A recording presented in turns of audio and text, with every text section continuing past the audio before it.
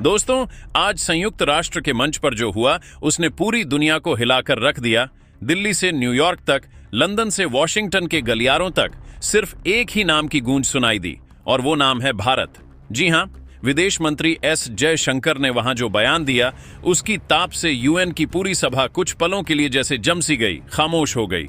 भारत ने साफ दो टूक शब्दों में दुनिया को संदेश दे दिया, अब हमें कोई यह ना बताए कि हमें कैसे चलना है, अब हमें कोई यह ना सिखाए कि हमारे आंतरिक मामले क्या हैं और हमारी नीतियां कैसी होनी चाहिए। दरअसल लंबे समय से कुछ अंतर्राष्ट्रीय संस्थाएं, कुछ ताकतवर देश भारत को एक खुली जगह मानते आए थे, एक ऐसा मैदान जहां वे अपने एजेंडे, अपनी नीतियां थोप सकते थे, अपनी शर्तों पर काम करवा सकते थे।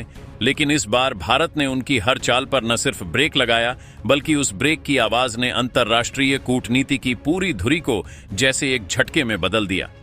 यूएन को यह स्पष्ट रूप से समझा दिया गया कि भारत अब किसी की कठपुतली नहीं है।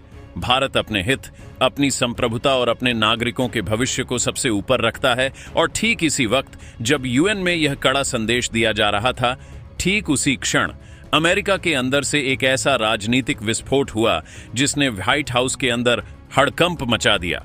अमेरिकी राष्ट्रपति को सीधे उनके ही 19 सांसदों ने एक कड़ा चेतावनी भरा पत्र लिखा, जिसमें साफ कहा गया कि भारत से टकराने की गलती अब अमेरिका को बहुत महंगी पड़ सकती है, क्योंकि अब यह वो भारत नहीं है जो 90 के दशक में हुआ करता था। अब सवाल यह है कि आखिर कौन थे वो 19 सांसद जिन्होंने अपने ही राष्ट्रपति को चुनौती दे डाली।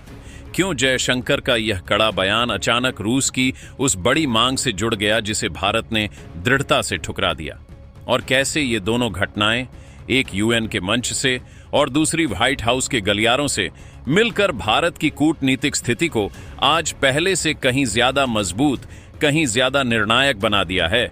यह कहानी सिर्फ राजनीति की नहीं, यह कहानी है भारत के उस स्वाभिमान की जो अब दुनिया के सामने दहाड़ रहा है। यह कहानी है एक ऐसे टर्निंग पॉइंट की जो भारत की विदेश नीति के इतिहास में सुनहरे अक्षरों में लिखा जाएगा। लेकिन इससे पहले कि हम इस पूरी कथा को विस्तार से आपके सामने रखें, आपसे बस एक छोटा सा अनुरोध। अगर आपको यह विश्लेषण पसंद आ रहा है तो बस एक सेकंड निकालकर लाइक का बटन दबा दें और चैनल को सब्सक्राइब कर लें। आपका यह एक कदम हमें बहुत बड़ी शक्ति देता है इस तरह की गहन जानकारी आप तक पहुंचाने के लिए। दोस्तों, अगर आप इस पूरे विवाद की जड़ को समझने की कोशिश करें तो आपको एक ऐसा कार्ड दिखाई देगा जिसे नाम दिया गया है शरणार्थी पहचान पत्र, या कहिए रिफ्यूजी कार्ड। अब शुरू होता है असली खेल। संयुक्त राष्ट्र की एक ताकतवर एजेंसी ने हाल ही में अचानक यह घोषणा कर दी कि भारत में बरसों से रह रहे वो विदेशी लोग जो अपने देश छोड़कर यहां आ बसे हैं, उन्हें यह शरणार्थी कार्ड दिया जाएगा। इस घोषणा का सीधा और स्पष्ट अर्थ यह था कि अगर किसी को यह कार्ड मिल गया तो चाहे वह इंसान भारत का नागरिक हो या न हो, उसे इस देश में रहने का एक कानूनी अधिकार प्राप्त हो जाएगा। उसे यहां से निकालना लगभग असंभव हो जाएगा।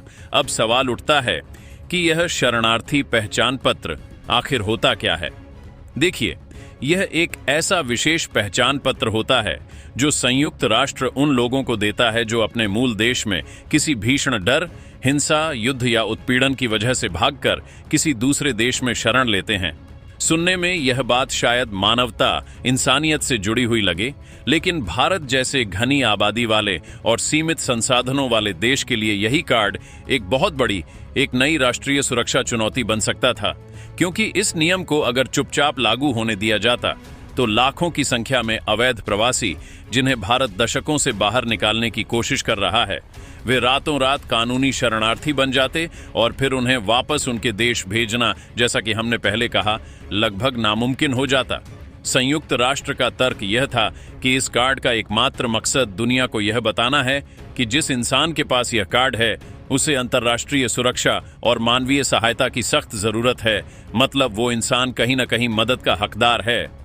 संयुक्त राष्ट्र के एक उच्च अधिकारी ने तो यहां तक कह दिया कि जिनके पास यह कार्ड है उन्हें मानवीय आधार पर हर देश में शरण मिलनी ही चाहिए, चाहे वह सहायता भारत में मांगी जाए या किसी और मुल्क में। लेकिन बस यहीं से भारत की आपत्ति, भारत का सख्त विरोध शुरू हो गया। भारत ने साफ शब्दों में दुनिया के सामने अपनी स्थिति रखी। भारत ने कहा कि दूसरों की मदद करना, जरूरतमंद को छत और काम देना, यह हमारी सदियों पुरानी संस्कृति है, हमारी इंसानियत है। पर इसका यह मतलब कतई नहीं है कि पूरी दुनिया के शरणार्थियों को बसाने की, उन्हें पालने की, उनकी देखभाल की जिम्मेदारी सिर्फ और सिर्फ भारत के सिर पर डाल दी जाए। भारत ने सख्ती से कहा कि हम पहले ही लाखों शरणार्थियों का बोझ उठा रहे हैं और कितना बोझ उठाएंगे, क्योंकि सच्चाई ये है कि हर एक नया शरणार्थी सिर्फ एक व्यक्ति नहीं होता, वह अपने साथ एक नई आर्थिक चुनौती, एक नई सामाजिक समस्या और सबसे बड़ी बात, एक नई राष्ट्रीय सुरक्षा चुनौती लेकर आता है। दोस्तों, जरा सोचिए, एक देश जो पहले ही 146 करोड़ से अधिक लोगों की मूलभूत जरूरतों, उनके लिए रोजगार, उनके लिए शिक्षा, उनके लिए घर जुटाने में लगा हुआ है, वह और कितने लोगों का, कितने शरणार्थियों का बोझ उठाएगा। भारत ने हमेशा दुनिया की मदद की है, लेकिन अब हदें पार हो रही थीं। आज लेह लद्दाख के बर्फीले पहाड़ों में करीब 72,000 तिब्बती शरणार्थी रह रहे हैं। तमिलनाडु के कैंपों में लगभग 90,000 श्रीलंकाई तमिल परिवार बरसों से बसे हुए हैं। देश की राजधानी दिल्ली और उसके आसपास के इलाकों में हजारों अफगान नागरिक शरण लिए हुए हैं और रोहिंग्या, उनकी तो पक्की गिनती किसी के पास है ही नहीं। अब जरा यह समझिए, जब हमारा अपना देश अपने युवाओं के लिए नौकरी, आवास और बेहतर शिक्षा जुटाने में लगा हुआ है, तो संयुक्त राष्ट्र को क्या हक बनता है कि वह अपने मनमाने कार्ड बांट कर हर शरणार्थी को भारत भेज दे। इसी बात पर विदेश मंत्री जयशंकर ने संयुक्त राष्ट्र को बिल्कुल सीधा, स्पष्ट और अंतिम जवाब दे दिया। भारत दया का प्रतीक है, मदद का हाथ बढ़ाता है, लेकिन भारत किसी की जिम्मेदारी नहीं है हम मदद करेंगे, पर अपने देश के लोगों के हक छीनकर, अपने संसाधनों को दांव पर लगाकर नहीं। यह संदेश इतना ताकतवर था कि इसने यूएन के अंदर एक गहरी बेचैनी पैदा कर दी। दोस्तों, अब जरा सोचिए, मामला इतना विशाल, इतना गंभीर हो गया कि भारत का सर्वोच्च न्यायालय यानी सुप्रीम कोर्ट भी इस विवाद में कूद पड़ा और सर्वोच्च न्यायालय के माननीय न्यायमूर्ति सूर्यकांत ने जो बात कही, वो शायद संयुक्त राष्ट्र के कानों में अब भी गूंज रही होगी। उन्होंने साफ शब्दों में कहा, संयुक्त राष्ट्र को यह याद रखना चाहिए कि भारत ने न तो 1951 के शरणार्थी समझौते पर कभी हस्ताक्षर किए हैं और न ही 1967 के उसके प्रोटोकॉल को कभी स्वीकार किया है। इसका सीधा और सरल अर्थ यह है कि भारत संयुक्त राष्ट्र के किसी भी शरणार्थी कार्ड को, किसी भी अंतर्राष्ट्रीय नियम को मान्यता देने के लिए कानूनी तौर पर बाध्य नहीं है। चाहे वह कार्ड कोई भी लेकर आए, भारत में उसका कोई कानूनी आधार नहीं होगा। और यहीं से शुरू होती है भारत की कोई समझौता नहीं वाली नीति। विदेश मंत्री जयशंकर ने भी साफ शब्दों में कहा, हमारे देश की आबादी पहले ही 146 करोड़ को पार कर चुकी है। हमारे पास संसाधन सीमित हैं। हम सबसे पहले अपने नागरिकों का भविष्य सुरक्षित करेंगे और उसके बाद ही किसी और की बात सोचेंगे। यानी अब भारत का अंतिम संदेश पूरी दुनिया को एकदम साफ है। दुनिया का बोझ अब भारत नहीं उठाएगा। अब बस वही होगा जो देश के हित में होगा, जो देश के नागरिकों के हित में होगा। और कमाल की बात सुनिए दोस्तों, जो देश खुद अपने दरवाजे पूरी तरह बंद करके बैठे हैं, वही आज भारत को मानवता, इंसानियत और दया का पाठ पढ़ा रहे हैं। अमेरिका, ब्रिटेन और यहां तक कि चीन तक, इन तीनों देशों की शरणार्थी नीति देखिए। चीन तो शरणार्थियों को धक्के मारकर बाहर निकाल देता है और फिर दुनिया से कहता है कि भारत, तुम इन सबको संभाल लो। क्या सारी इंसानियत का ठेका सिर्फ भारत ने लिया है? क्या भारत ही पूरी दुनिया के शरणार्थियों का घर बन जाएगा? अब जरा उस सबसे बड़े राजनीतिक विस्फोट की खबर सुनिए। वो खबर जिसने व्हाइट हाउस के अंदर सन्नाटा, हड़कंप सब मचा दिया। खुद अमेरिकी राष्ट्रपति को उनके ही 19 ताकतवर सांसदों ने एक ऐसा ऐतिहासिक पत्र लिखा है जिसने अमेरिका और भारत के बरसों पुराने रिश्तों की नींव को हिलाकर रख दिया है। इन सांसदों ने अमेरिकी राष्ट्रपति को सीधे सीधे चेतावनी दी। दो टूक शब्दों में कहा कि भारत से पंगा लेना अब अमेरिका के लिए बहुत भारी पड़ने वाला है। अब सोचिए, जब किसी देश के अपने ही चुने हुए ताकतवर नेता उसके राष्ट्रपति के खिलाफ खुलकर खड़े हो जाएं, तो इसका मतलब साफ है कि अंदर ही अंदर कुछ बहुत बड़ा उबल रहा है, कुछ बहुत बड़ा गलत हो रहा है। दरअसल अमेरिकी राष्ट्रपति के पिछले कार्यकाल में कुछ ऐसे बड़े विवादास्पद फैसले लिए गए थे जिनसे भारत और अमेरिका की उस दोस्ती में गहरी दरारें दिखाई देने लगीं। वो साझेदारी जो कभी सबसे भरोसेमंद साझेदारी कही जाती थी, अब वो ठंडी पड़ चुकी है। और इसी ठंडे, तनावपूर्ण रिश्ते की गर्मी अब अमेरिका के कई बड़े प्रभावशाली सांसदों के सिर चढ़कर बोल रही है। एक साथ 19 सीनेटर और कांग्रेस सदस्य खुलकर अमेरिकी राष्ट्रपति के विरोध में आ गए हैं। इतना बड़ा झटका अमेरिकी राजनीति में पहले कभी नहीं देखा गया था। अब सुनिए असली गेम। वो 19 सांसद जिन्होंने सीधे अमेरिकी राष्ट्रपति को एक गोपनीय लेकिन कड़ा पत्र लिख डाला, और इस पत्र में जो लिखा है उसे सुनकर व्हाइट हाउस में गहरा सन्नाटा छा गया। इन सांसदों ने राष्ट्रपति से साफ कहा, भारत से रिश्ते बिगाड़ना खुद अपने ही पैर पर कुल्हाड़ी मारने जैसा है। यह अमेरिका के हित में नहीं है। उन्होंने राष्ट्रपति को याद दिलाया कि भारत कोई आम देश नहीं है, बल्कि वो अमेरिका का सबसे अहम रणनीतिक साझीदार है, एक ऐसा दोस्त जिसके बिना आज की इस बदलती दुनिया में अमेरिका एक कदम भी आगे नहीं बढ़ सकता। लेकिन इस पत्र में जो सबसे बड़ी, सबसे निर्णायक चेतावनी दी गई, वो सुनकर राष्ट्रपति भी कुछ पल के लिए शांत रह गए।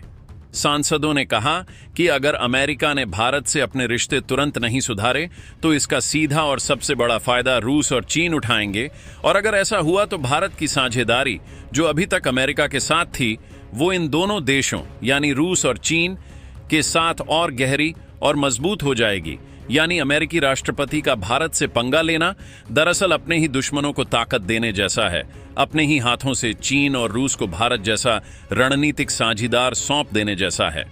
अब सवाल यही है कि क्या अमेरिकी राष्ट्रपति अपने ही सांसदों की इस स्पष्ट चेतावनी को मानेंगे, या फिर वह वही करेंगे जो वह हमेशा करते आए हैं, पहले आग लगाना और फिर खुद तमाशा देखना। इस पूरे घटनाक्रम ने अमेरिका की अंदरूनी राजनीति में एक भूचाल ला दिया है, जिसका सीधा फायदा भारत की कूटनीति को मिला है। इसके अलावा दोस्तों, रूस से जो खबर निकल कर आई है उसने पूरी दुनिया के बड़े बड़े नेताओं की नींद उड़ा दी है। एक ऐसी महत्वपूर्ण बैठक हुई है जिसने पुरानी दुश्मनों को एक पल के लिए धुंधला कर दिया और पुराने दोस्तों के बीच नई दीवारें खड़ी कर दी। जरा सोचिए, एक ही टेबल पर बैठे थे भारत, रूस, चीन, पाकिस्तान और अफगानिस्तान के प्रतिनिधि। मंच एक था, लेकिन हर देश के इरादे बिल्कुल अलग थे। मुद्दा था अफगानिस्तान का भविष्य और उसकी स्थिरता, लेकिन इसके पीछे छिपा हुआ कूटनीतिक एजेंडा कहीं ज्यादा गहरा, कहीं ज्यादा संवेदनशील था। यह बैठक समाप्त होने के बाद जब सभी देश लौटने को थे, तभी एक ऐसा निर्णायक पल आया जिसने सबका ध्यान खींच लिया। भारत ने भी उस संयुक्त बयान पर अपनी आधिकारिक मुहर लगा दी। अब यह सुनने में एक सामान्य औपचारिक बात लगती है, लेकिन असल में यह भारत का एक ऐसा ऐतिहासिक कदम था जिसने अमेरिका की पेशानी पर पसीने ला दिए, क्योंकि उस बयान में साफ साफ यह लिखा गया था कि अफगानिस्तान में शांति और स्थिरता बनाए रखना अब इन सभी क्षेत्रीय देशों की साझा प्राथमिकता है। यानी एक तरह से भारत ने खुलकर और संयुक्त मंच से पूरी दुनिया को कह दिया कि हम अब अपने फैसले खुद लेंगे, चाहे वो अमेरिका को पसंद आए या नहीं। यह क्षेत्रीय देशों के बीच तालमेल और एकता का अभूतपूर्व प्रदर्शन था। दोस्तों, अब असली खेल वहीं शुरू हुआ जहां रूस, चीन, पाकिस्तान, भारत और अफगानिस्तान एक ही कमरे में, एक ही मेज पर बैठे। मीटिंग की शुरुआत बिल्कुल भी साधारण नहीं थी। हर देश अपने अपने एजेंडे के साथ आया था, लेकिन जब चर्चा शुरू हुई तो बात सिर्फ अफगानिस्तान के अंदरूनी हालात की नहीं थी, बल्कि पूरे क्षेत्र की भविष्य की सुरक्षा और संप्रभुता पर थी। सवाल यह था कि क्या किसी भी बाहरी देश की सैन्य गतिविधि, किसी भी बाहरी देश का हस्तक्षेप सीधे अफगानिस्तान और उसके पड़ोसी देशों की स्थिरता को खतरे में डाल सकता है। सभी देशों ने खुलकर इस बात को माना कि बिना क्षेत्रीय समन्वय के कोई भी बाहरी कदम यहां अस्थिरता पैदा कर सकता है। फिर हुआ वो निर्णायक पल जिसने सबका ध्यान खींचा। सभी देशों ने मिलकर एक संयुक्त बयान जारी किया। इस बयान में साफ लिखा गया कि अफगानिस्तान या उसके पड़ोसी देशों में किसी भी बाहरी देश का सैन्य अड्डा यानी सैन्य बेस या कोई भी बड़ा सैन्य इंफ्रास्ट्रक्चर बनाना इस पूरे क्षेत्र की शांति और स्थिरता के लिए एक गंभीर चिंता का विषय है। लेकिन सबसे अहम बात यह है कि इस संयुक्त बयान पर भारत और पाकिस्तान दोनों ने समर्थन दे दिया। यानी अब सिर्फ शब्द नहीं, बल्कि एक सामरिक, एक कूटनीतिक संदेश भी साफ था। यह क्षेत्र अब बिना क्षेत्रीय समन्वय के किसी भी बाहरी ताकत की बपौती नहीं बनने देगा। और यही वह निर्णायक मोड़ है जहां पूरी दुनिया ने देखा कि अफगानिस्तान में स्थिरता बनाए रखने के लिए इस क्षेत्र के सभी प्रमुख देश एक ही पन्ने पर हैं, एक ही मत पर हैं।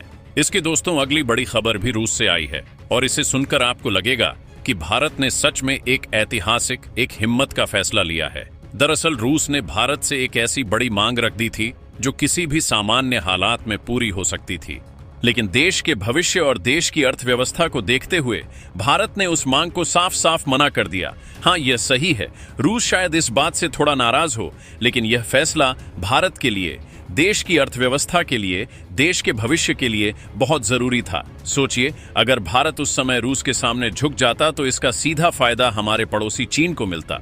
पैसा भारत का लगता, मुनाफा चीन का होता। ऐसे सौदे पर, ऐसे समझौते पर भारत कभी भी समझौता नहीं कर सकता था। इसीलिए भारत ने रूस को दो टूक शब्दों में कहा, नहीं। दरअसल पूरा खेल फंसा है दो बड़ी मुद्राओं के बीच, भारत का रुपया और चीन का युआन। रूस चाहता था कि भारत अब तेल के बदले अमेरिकी डॉलर या यूएई के दिरहम की बजाय सीधे चीन की मुद्रा युआन में भुगतान करे। याद कीजिए, यूक्रेन युद्ध के बाद रूस पर पश्चिमी देशों के प्रतिबंधों की झड़ी लग गई थी। उसे वैश्विक बैंकिंग सिस्टम से लगभग बाहर कर दिया गया था। ऐसे में भारत के लिए डॉलर में भुगतान करना लगभग नामुमकिन हो गया था। इस जटिल स्थिति को हल करने के लिए दोनों देशों ने एक रचनात्मक, एक क्रिएटिव रास्ता निकाला। अब भारत और रूस ने मिलकर व्यापार करना शुरू किया, यूएई के दिरहम और चीन के युआन में। इससे न सिर्फ व्यापार चलता रहा। दोस्तों, इस पर अपनी राय कमेंट बॉक्स में जरूर बताएं। इसी तरह की और भी नॉलेजेबल वीडियो देखने के लिए हमारे चैनल TND न्यूज को सब्सक्राइब जरूर कीजिएगा।